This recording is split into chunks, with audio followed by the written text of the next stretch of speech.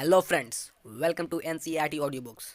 Today we are going to read chapter 11 of the book that is Certificate Physical and Human Geography written by G.C. Leong. Before starting the chapter, I would like to tell you that all the previous chapters have been posted on our channel. You can go and check it out. So let us start.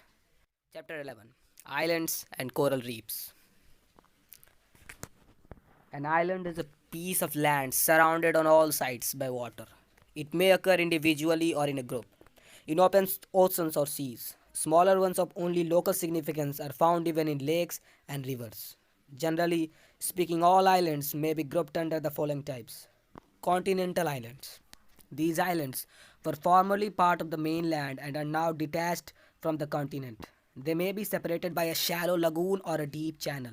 Their separation could be due to subsidence of some part of the land or to a rise in sea level, so that the lowland links are submerged by the sea.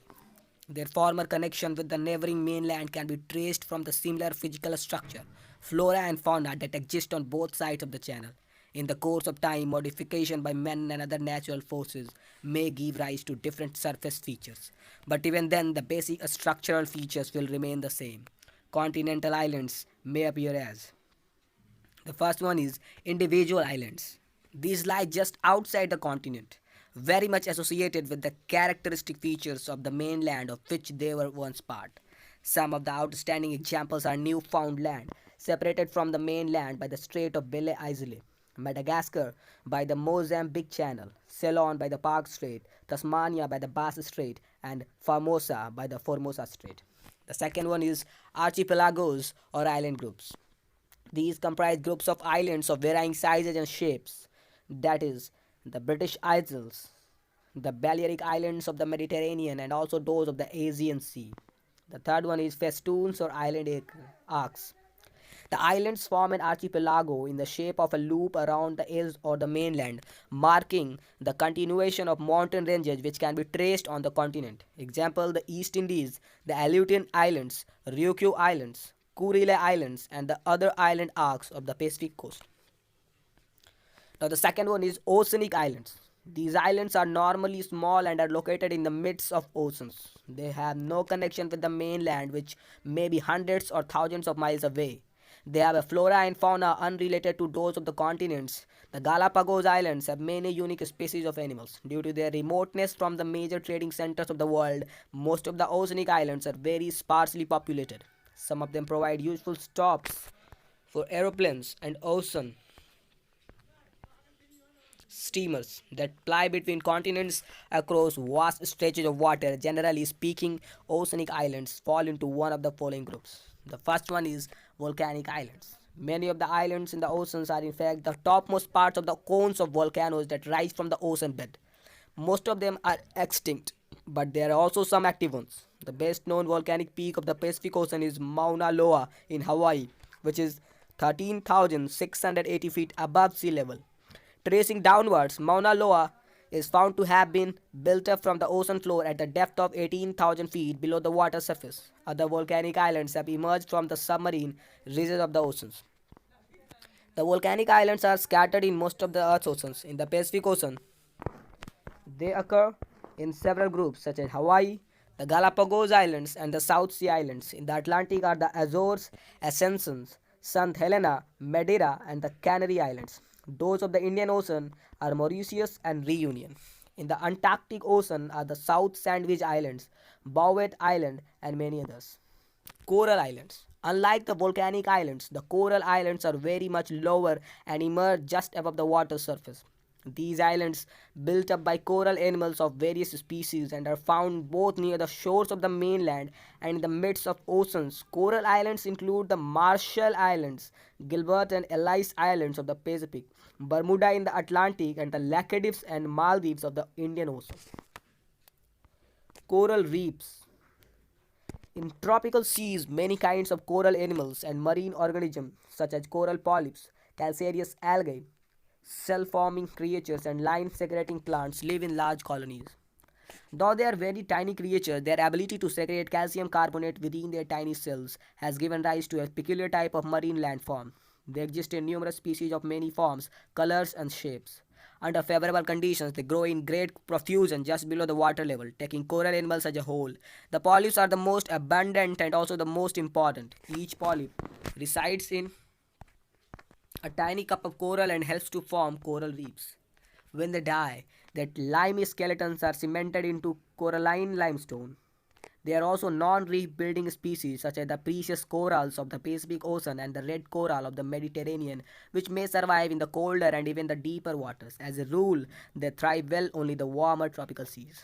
The reef building corals survive best under the following conditions. The first one is the water temperature must not fall below 68 degrees Fahrenheit, that is 20 degrees Celsius. This virtually limits the aerial distribution of corals to the tropical and subtropical zones. Again, they will not flourish where there are cold currents because of the upwelling of the cold water from the depths that cools the surface water. This explains why coral reefs are generally absent on the western coast of continents. On the other hand, the warming effect of the warm currents, example the Gulf Stream, means that corals are found far to the north of the West Indies in the Atlantic Ocean. The Pacific and the Indian Oceans, however, have the most numerous coral reefs. The second one is the depth of the water should not exceed 30 fathoms or 180 feet, because beyond this depth sunlight is too faint for photosynthesis to take place. This is essential for the survival of the microscopic algae on which the coral polyps depend. Shallow water of less than 100 feet is ideal, but there should always be plenty of water as polyps cannot survive for too long out of water. The third one is the water should be saltish and free from sediment.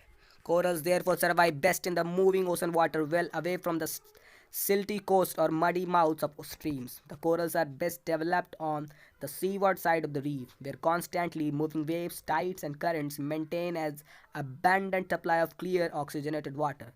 They also bring an adequate supply of food in the form of microscopic organisms.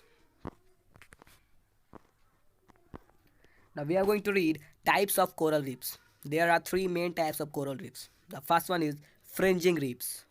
A fringing reef is a coralline platform lying close to the shore extending outwards from the mainland. It is sometimes separated from the shore by a shallow lagoon. It is widest when fringing a protruding headland but completely absent when facing the mouth of a stream. The outer edge grows rapidly because of the splashing waves that continuously renew the supply of fresh food. The reefs may be about a mile wide, lying just above the level of low water and sloping steeply downwards on the seaward side to a depth of about 100 feet. The second one is barrier reefs. A barrier reef is separated from the coast by a much wider and deeper channel or lagoon. The reef is partially submerged, where it lies above the water level and sand can accumulate on it. A little vegetation is possible. The barrier reefs have narrow gaps at several places to allow the water from the enclosed lagoon to return to the open ocean. Such gaps are very useful for shipping and provide the only entrances for ships to enter or leave the lagoon. The best known barrier reef is the Great Barrier Reef off the coast of Queensland, Australia. It is 1200 miles long, separated from the coast by a channel 100 miles wide in places and over 200 feet deep. The third one is atolls. Atolls are similar to barrier reefs except that they are circular in shape, enclosing a shallow lagoon without any land in the center. The encircling ring is usually broken in a few places to allow the free flow of water. On the inside of the reefs, sand and limestone debris collect and palm trees like coconuts may grow. Such palm trees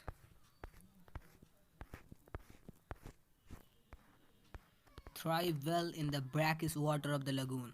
The nuts fall into the water and are distributed widely by floating from one coral island to another. The calm waters are useful for fishing and canoeing. Some of the large atolls, example Suvadiva in the Maldives, west of Ceylon, have a lagoon over 40 miles across. A number of them provide essential air bases for trans-Pacific aircraft. The probable origin of coral reefs.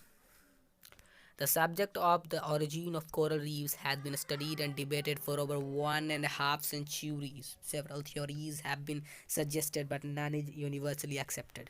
The most widely accepted theory is that put forward by the great scientist Charles Darwin after his voyage to the Pacific Islands in 1842.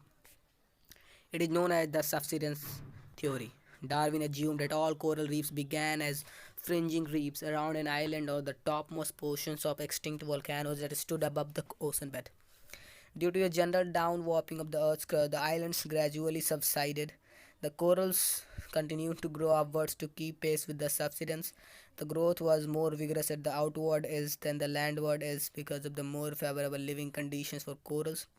So the encircling reef widened. It then formed a barrier reef with a lagoon between the island and the reef. Eventually, when the land completely submerged, only the outer rims of the reefs were seen, forming an atoll. The submerged island was covered by a layer of sediment so that the characteristic circular lagoon is generally shallow.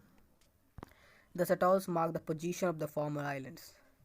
More recent researches by oceanographers have revealed that the ocean floor has in fact been subjected to subsidence, especially in the Pacific. Darwin's explanation was therefore generally correct. Amongst the other theories, perhaps the American geographer R.A. Daly's glacial control theory, put forward in 1910, is worth consideration. During his visit to Mauna Kea in Hawaii, he noticed the close relationship between glaciation and the development of coral reefs. He believed that during the height of the ice ages, the water was too cold for any coral growth to take place. With the absence of a coral barrier, marine erosion was able to attack and lower the lines. With the return of the warmer climate, the water that was locked up in the ice sheets melted. Consequently, there was a rise in the sea level, which in some cases submerged these lower islands. On this way, plain platforms, corals